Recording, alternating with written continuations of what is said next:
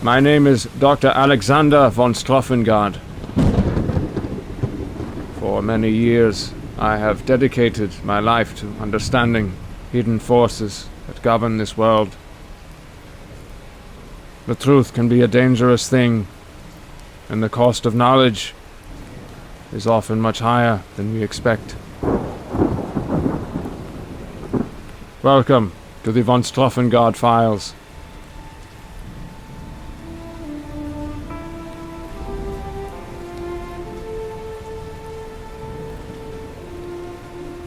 The cave was silent, save for the soft drip of water echoing through the stone.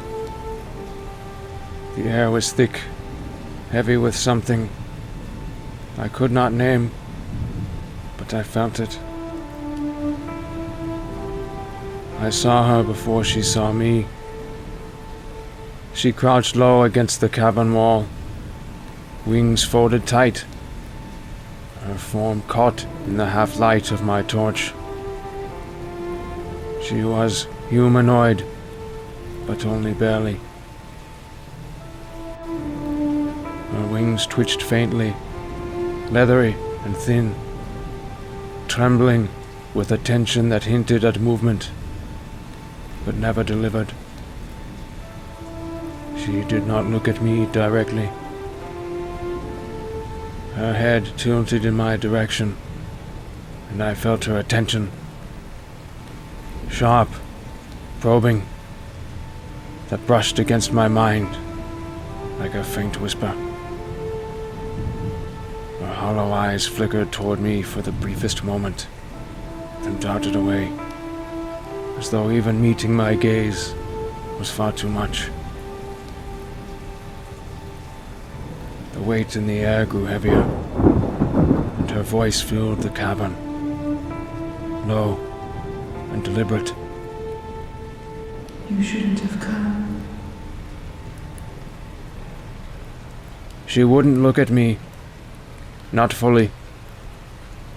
Her gaze flickered to the shadows, to the ground, to the walls, but never stayed on me for long. And yet I could feel her pulling at me, not physically, but energetically. A subtle draw that tugged at my chest, my stomach, my core. This was the Lilithian shadow. She didn't avoid me because she couldn't see me. She avoided me because she saw too much. The Lilithian shadow and the Vampiric archetype thrive in avoidance. The avoidance of self, the avoidance of accountability, the avoidance of connection. Her wings shifted as I stepped closer, the faint rustle of leathery folds breaking the silence. She didn't move, but her head turned slightly, just enough for me to catch a glimpse of her profile. Her voice came again, though her mouth never moved. It was inside my mind, soft and yet sharp all at once. You don't belong here. But it wasn't a warning. It was a lure. The energy pull grew stronger, and I realized her avoidance wasn't weakness. It was a strategy. By refusing to meet me directly, she forced me to lean in, to close the gap, to give more of myself, to understand her. This is the nature of the vampiric archetype. They pull not by force, but by absence. They take not through connection, but through disconnection. I glanced around the cavern and saw it. A mirror, leaning against the far wall, its surface cracked and clouded. Her wings twitched violently as light from my torch reflected off the glass. She turned her head further away, curling in on herself like a wounded animal. She wouldn't look at the mirror. She wouldn't look at me. I held my ground, refusing to step closer, refusing to let her pull me in any further. Her voice came again, softer now, almost pleading. Don't. I looked at the mirror instead of her. I saw the faint distortion of my own reflection in its cracked surface. The lines of my face were flattened and broken. But it wasn't my reflection that mattered. It was hers. "Why don't you look?" I asked, my voice steady. Her wings trembled, her form shrinking further into the shadows. And then, for the first time, I felt it. Fear. Not mine. Hers. I didn't force her to look.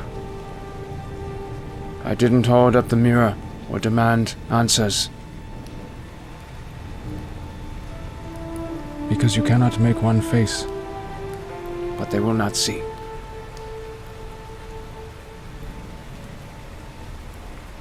The mirror is always there, but the choice to see is theirs alone. I stepped back, letting the torchlight dim. Her voice came one last time, soft and broken. You'll come back. You always do. I smiled faintly, turning away, and said, "Not for the reasons you might hope."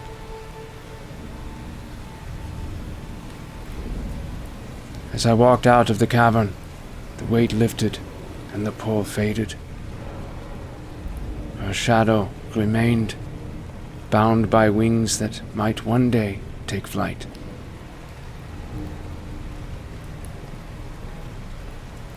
The Lilithian shadow and the Vampiric archetype teach us this.